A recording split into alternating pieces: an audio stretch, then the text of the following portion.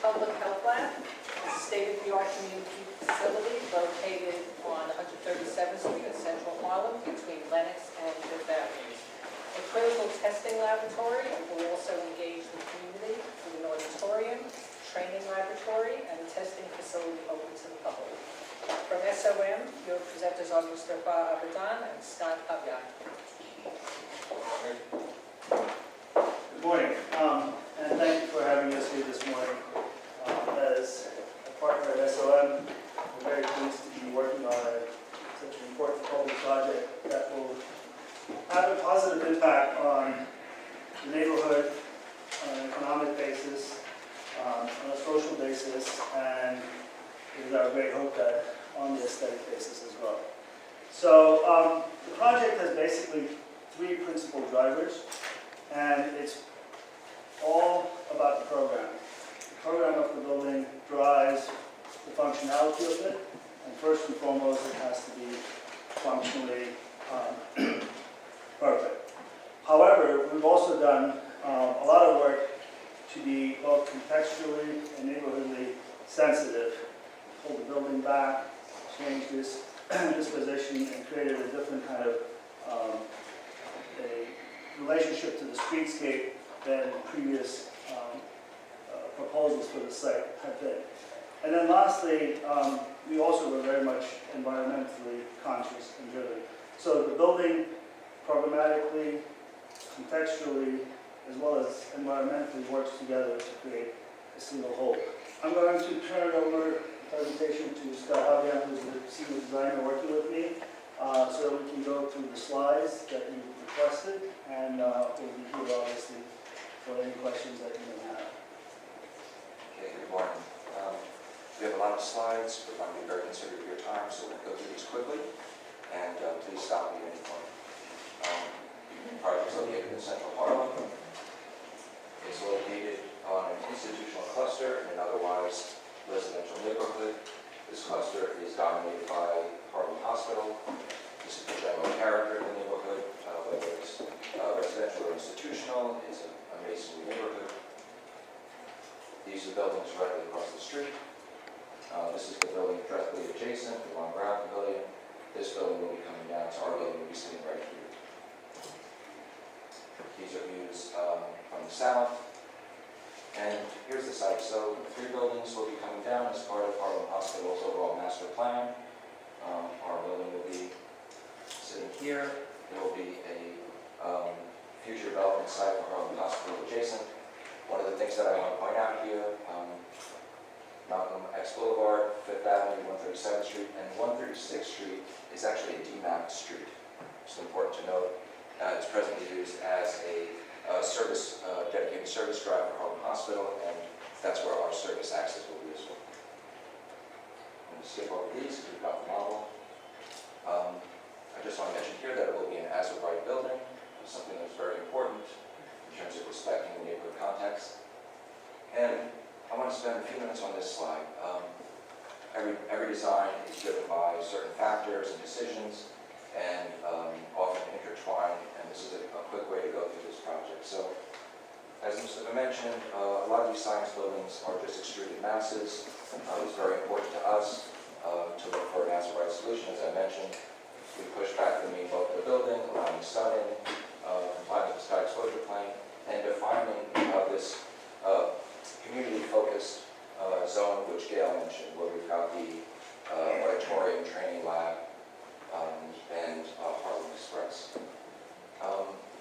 This is the lab zone, this is the support zone, and with respect to the laboratory zone, both horizontal and vertical adjacencies necessitated that the floor plates would actually be different sizes, and a vertical adjacency of the top floor, of actually the largest floor to the mechanical system, drove this stepped profile, which actually is beneficial in terms of a passive solar strategy. The laboratories are centralized within the volume. There's a buffer zone on either side, which is beneficial in terms of energy efficiency. There is a diagrid both the east and west of the building, which helps to minimize the number of columns, size of columns, and lateral bracing within the laboratory zone. That begins is to inform a facade strategy, which actually plays into a solar mitigation strategy, since, as we all know, Manhattan shifted off the direct north, so actually the diagonals are more effective in that respect. As was mentioned, this is a sustainable building, a resilient building, in compliance with local laws 86, 92, 94, green roofs, solar panels, and we need to comply with the silver, but we're hoping to better than that. Finally, all of this culminates in an institutional identity, which is really a balance between community and science. So you've got your podium, and you can see that in the model here, which through its materiality, through its scale, really responds to the context, and then the identity, this forward-looking state-of-the-art laboratory for the Department of Health, sort of projects this special identity of its own and distinguishes itself on the side. I'm going to go through these plans very quickly, just taking note, this is the first floor plan. You've got the Public Health Lab entrance here, the Harlem Express Lab here. So this is our forward-facing community program, and then the rest is support. That goes up through the building where we have both the training laboratory as well as the auditorium. Some breakout space also available for community use. And then the upper portion of the auditorium. Moving up to the stack, this is the transitional floor where we are up on top of the roof of the podium. This is named the administrative zone. It also has our green roof, and you can see the organization of the interior actually informs the organization of the outdoor landscaping. We have a collaboration zone here, which actually extends out to become collaboration zones outdoors. The lab floors, as I mentioned, vary in size. This is the smallest, but the overall organization is the same. As I mentioned, the laboratories themselves are centralized within the plan, and there's this buffer zone which has both circulation, formal and informal collaboration space, write-up space for the researchers, as well as our stairs. And that was something that was very important to the Department of Health. Obviously, they've got a mission which is quite clear, and this is reflected in the building in terms of the active building design, where we have our egress stairs on the perimeter. We also have a convenience stair near our collaboration zones to encourage interaction between lab units. So again, these are similar. You can see the floor plates are getting larger. And now we have our elevations. Obviously, a lot more fun to look at the models, so I'll focus on that. As I mentioned earlier, it's really about this balance or this dialogue between community and science. The podium of the building, masonry, we're using a terracotta system that responds to the general character and hues of the architecture in the existing context. And then once you get above that, this sort of pedestrian scale, then you're into the realm of the laboratory tower, and this expresses itself through a glass curtain wall, the diagonal fins, and the diagrid serve to inform the overall language and image of the building. And it was very important to Public Health Lab that, given the nature of this building, that it didn't seem like they had anything to hide. Right? So you can see this in front of the building, where it's very open to this grand public room, and as well as the community interaction, and the same thing up above. But what works out well in the planning is that you've got this write-up desk space at the perimeter, collaboration space, so the lab's always held back. So whatever's happening in the lab is always set back and a little bit more discreet. Here's a section of the building, just sort of amplifying what I just said. The scale of the neighborhood matches the scale of the podium. Our public-facing community zone support, our roof level with administration, and then our stepping laboratory floors. As I mentioned, it's very important to the client and to to SOM that the building be contextual and be respectful of its neighborhood. We visited the site, we went out there, terracotta samples, looked at all the different buildings. This is the building directly adjacent to ours, these two across the street, and we put together a collection of samples which match that most closely. So we have a glazed terracotta panel, which is glazed for maintenance purposes, in the event of any potential vandalism.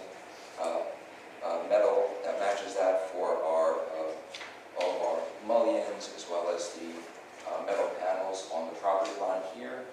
And then at the very base of the building, we're looking at using a granite, just again, to protect the terracotta and have a building that performs well in terms of It's a water course.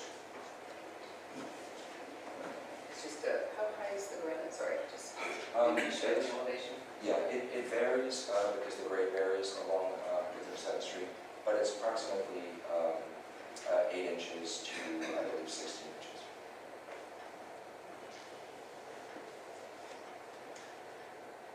It's just taking you around the building.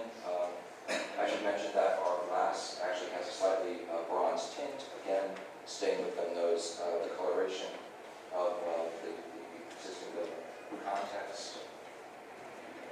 These are just some precedent images. Here's a view from the street. Again, it expresses this idea of this openness to the community, engaging the community. The scale, actually there's sort of 3 different scales within here. This base, which defines the Harlem Express volume. Up on top of that, you've got the pre-function space for the auditorium itself. And then going up into the cityscape. Here's a view, basically taken from roofs over here of Harlem Hospital. You really get a sense of how the diagrid and the diagonal mullions start to inform the special language of the building, and how the podium is very much in the scale and the character of its context. Just a detail of the exterior wall in terms of these parallelogram IGUs. Again, I mentioned that one of our facades is on the property line, and it was very important to us, since we don't know what's going to go here in the future. Will it be short? Will it be tall? Will it be set back? To actually treat this in a way which is respectful to the community, if it is visible in the future. I'm sorry. Who's the proper, when you said you know what's Harlem going on? Hospital. It is Harlem Hospital. That is correct. Yeah, okay. Shifting now to landscape. Here we are on 137th Street.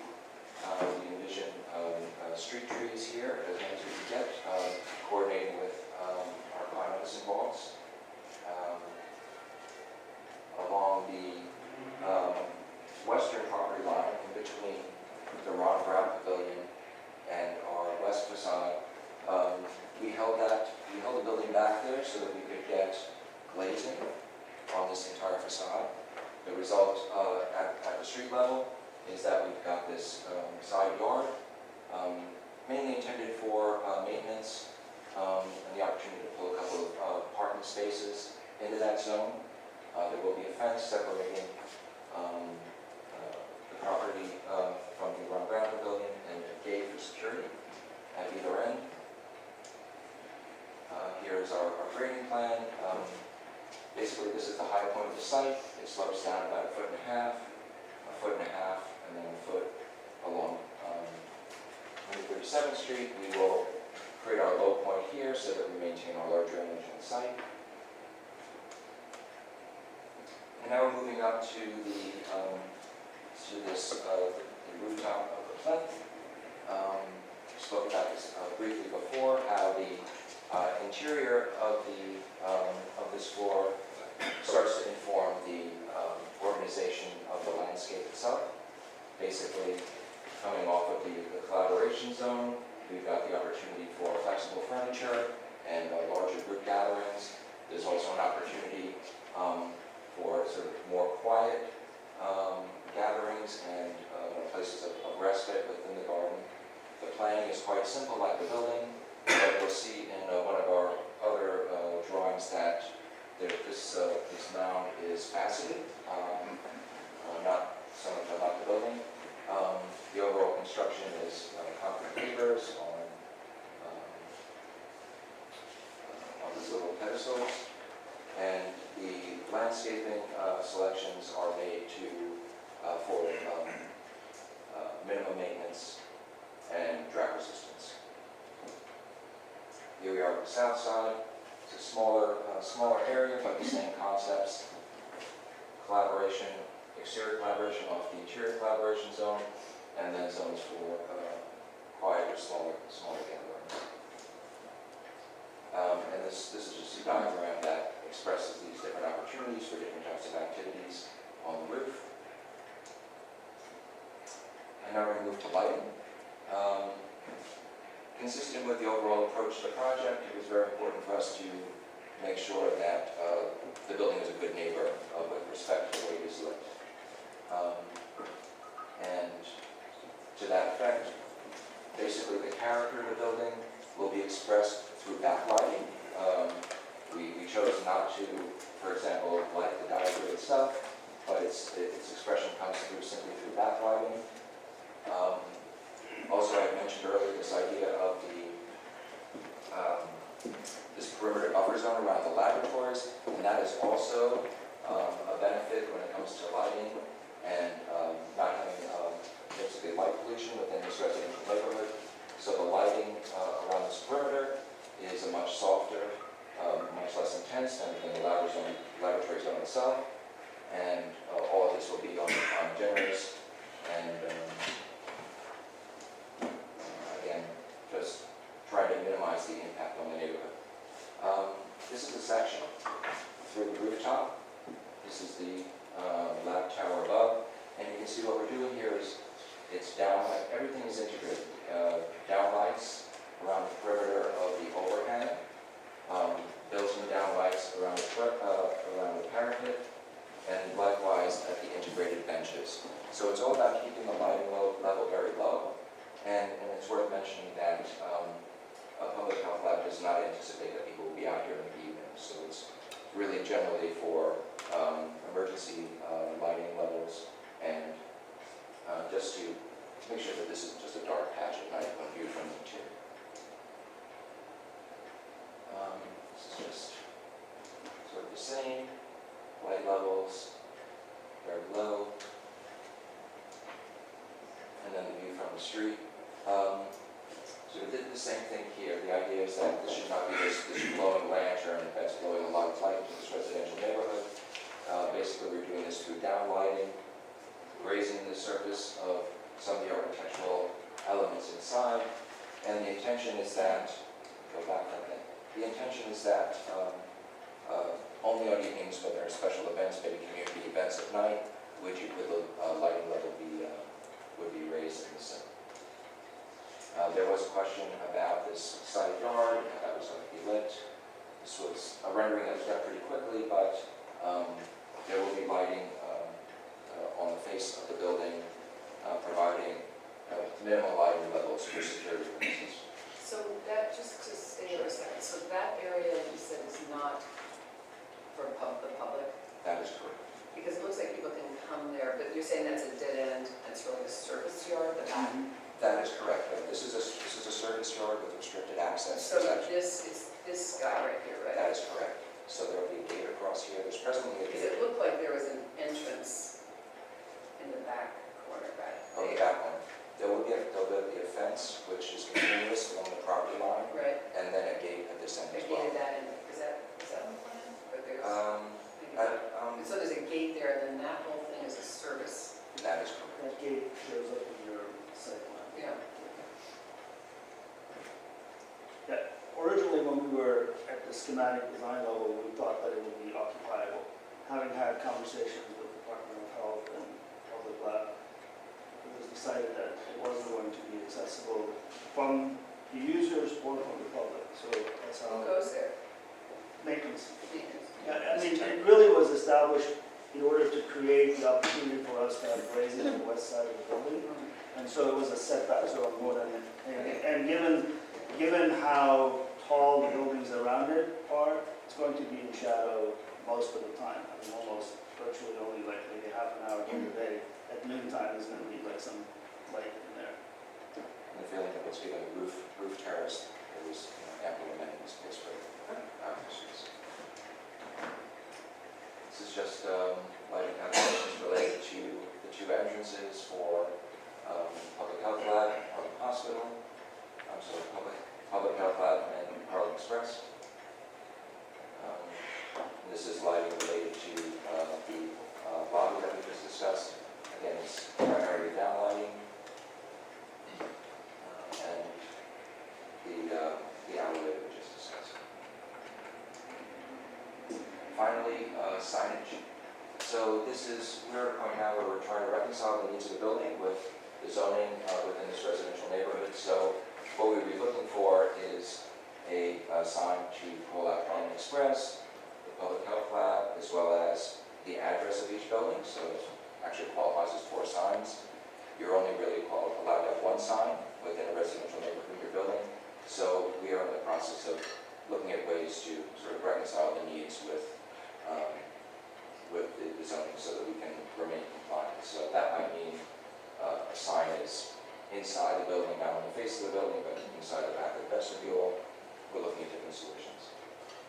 Basically, the idea is these pin-mounted letters on the underside of these soffits would be our general approach. Looking at the back of the building, it's not a concern because it's a D-map street, but similar approach applies. And here are the 2 entrances that I just mentioned, Harlem Express. We were hoping for signage here and here, as well as addresses on both entrances, but that's in the works right now. And that is shown. Thank you. Want to start? Yeah. I think it's a beautiful project, very elegant and sensitive to the neighborhood and light and air and, I mean, I don't know about air, those are operable, right? But the way you plan the building so that you have the circulation in it provides this other kind of core inside. I think it's very successful. And I guess the stepping up occurs on the north, is that right? South. That's, I keep getting confused. So it's self-shading. So that's, okay, good. And then this is North Garden. That's a north That's the North side. Garden, yeah. Okay, and then I guess I wanted to talk specifically, we mentioned the terracotta. So I wanted to understand the terracotta. So that, you don't have a detail though, I mean, you show different renderings Like they're made out of Rendered different times. each time. So do you know where you are now? Well, we are right now in the process of finalizing our material, right? So we're pretty convinced that we have a terracotta material that's right. It gets a little darker when it gets glazed. So this is the standard glazing on this material. There are alternatives that we're continuing to look that may have a little bit lighter. We would be, in agreement with you to be looking at a slightly lighter version if we can get there. But also, I think it does still fall within the sort of general characteristics of the neighborhood, and it does give the building a little bit of a distinction. So I'm not completely opposed to having a slightly darker material than the rest of the street, but if there's choices, we can we'll continue to look at. I mean, I'm interested in how it's articulated, number one, like what is the profile, but because I see different profiles and maybe I'm not reading it properly. So there's a very deep shadow line? This is close, but this is with actually a deeper unit.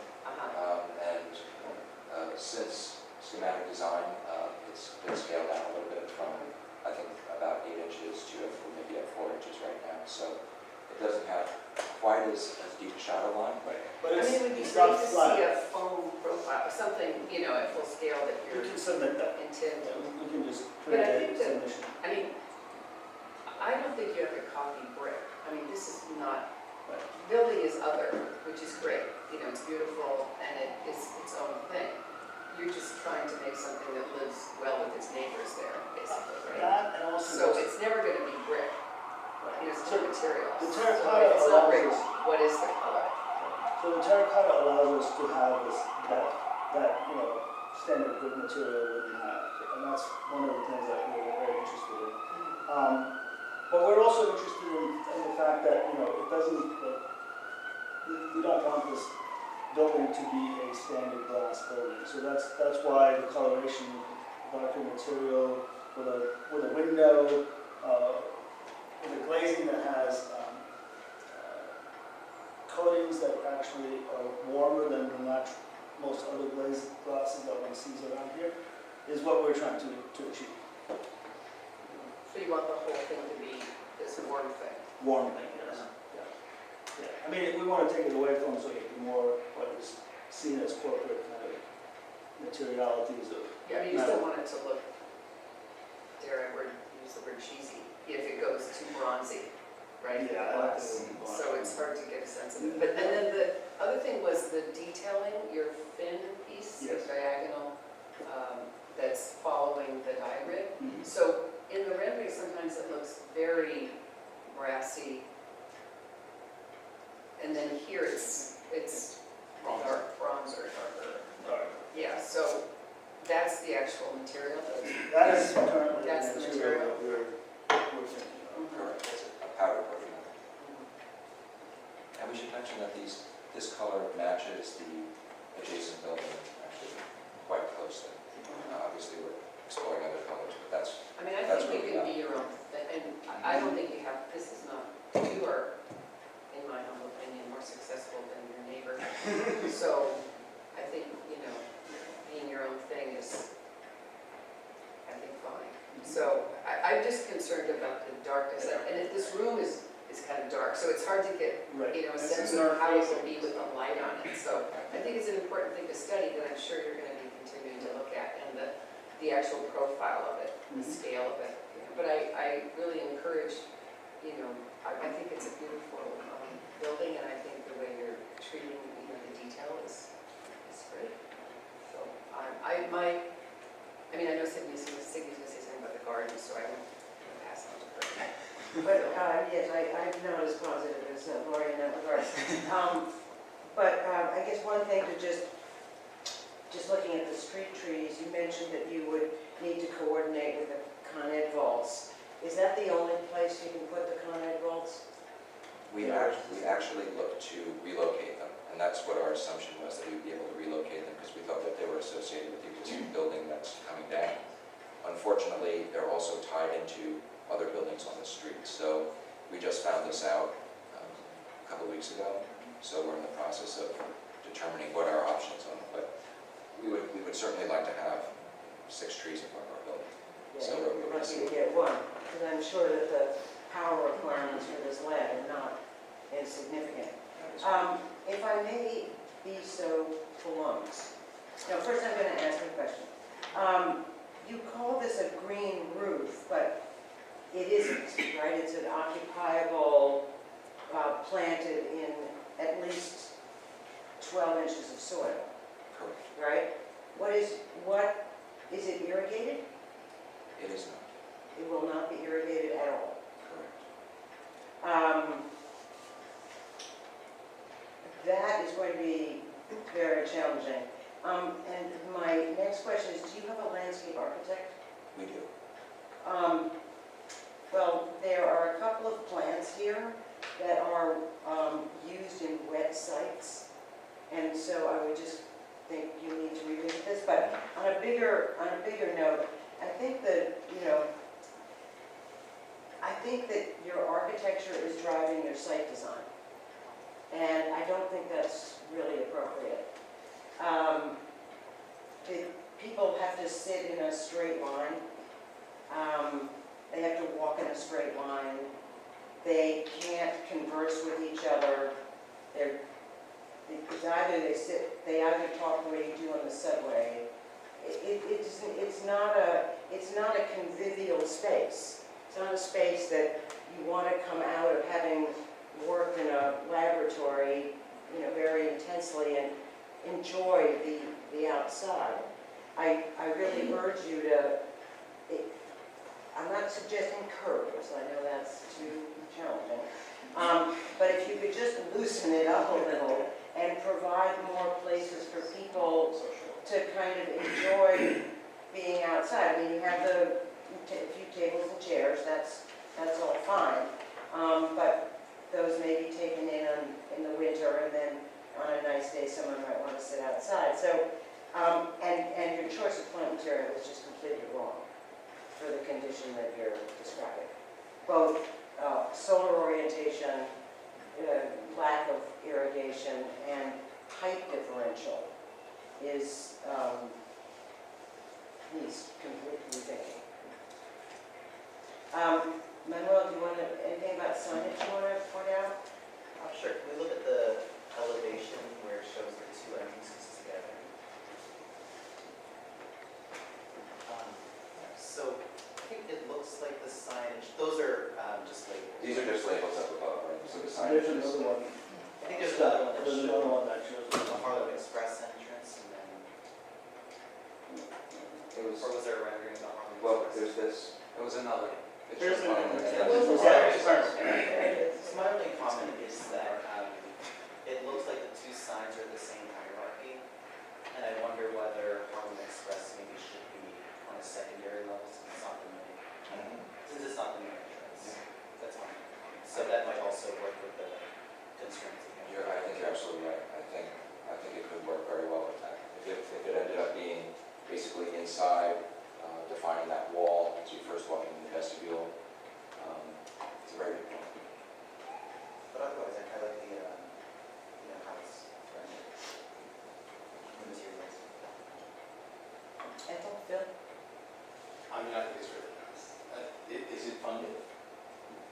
I was about to ask you. Yes. At 430 million. Awesome. What's the time frame for the construction? So we're anticipating the construction to start next year. So it's a 2-year, 3-year? It's still being evaluated. I just had one question about the paving in front, because one rendering, I think at Harlem Express, it shows the brick. If you flip back to the previous, is that brick going in there? What's going on with the sidewalk? So we have a change in grade from across on 37th Street of about 1 foot. Uh-huh. So we're presently looking at how best to reconcile the change in grade. We would like to have the finished floor inside Harlem Express be the same as Public Health Lab, because there'll be times when it is used in a surge event. So we'd like to keep them the same. So we're seeing how we can do this perhaps as a sloped surface. From here to here, that might require maybe just getting rid of the stairs, maybe there's just a railing here. But is that brick on the ground?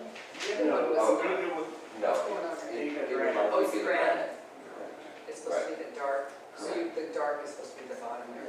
That is correct. I see. We're going to make every effort to not have any stairs there. Yeah. We may, It looks- we will, we will look into Facility. the opportunity actually to find the right grading strategy that may even include the vestibule inside in order to make up the grade difference. So that we go up halfway to the vestibule and halfway up there.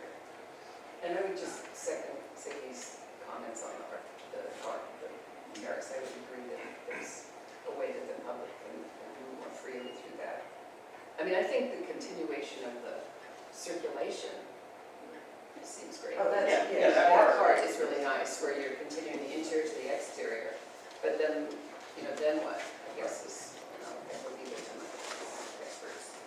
Understood, we'll be sure to revisit that. There's quite a section, I don't know, they had quite a section there in the ground section. It slopes up. Yes, Probably you have a lot of inside, earth there, right? towards the- Up on the terrace, there's a lot of earth going on. There you go. There you go. Right. Well, you're going to need it to hold whatever moisture you can with no irrigation. That, on the south side, I dare say that's impossible. I really have to say, You need to have it not irrigated? yeah. I mean, if you're doing this for lead points, at least use gray water. Use a drip gray water system.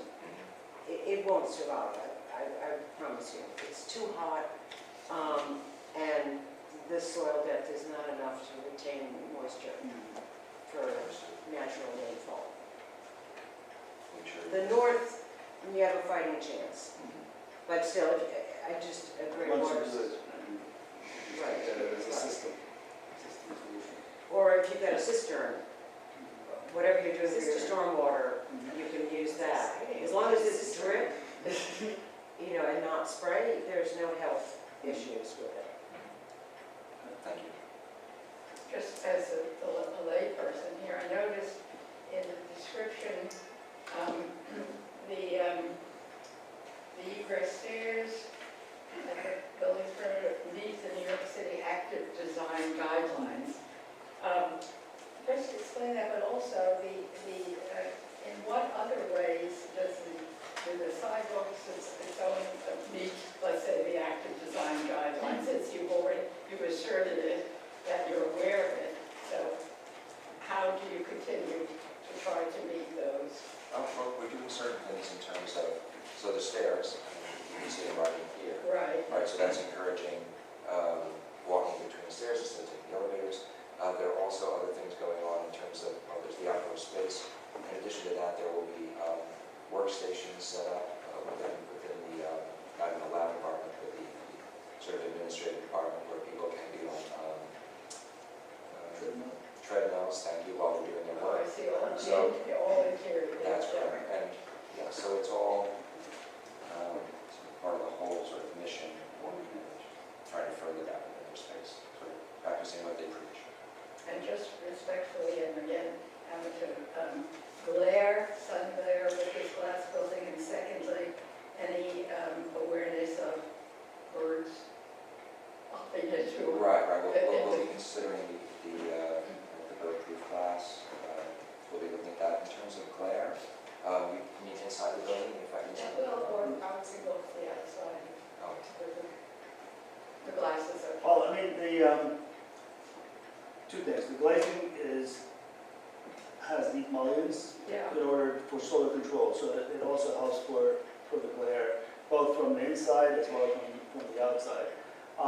It also acts as a visual reminder for the birds, right? So Right. the issue with the birds hitting the glass is mostly on large glass surfaces that are uninterrupted. So having a lot of material that is complementary to the glass will actually help with that.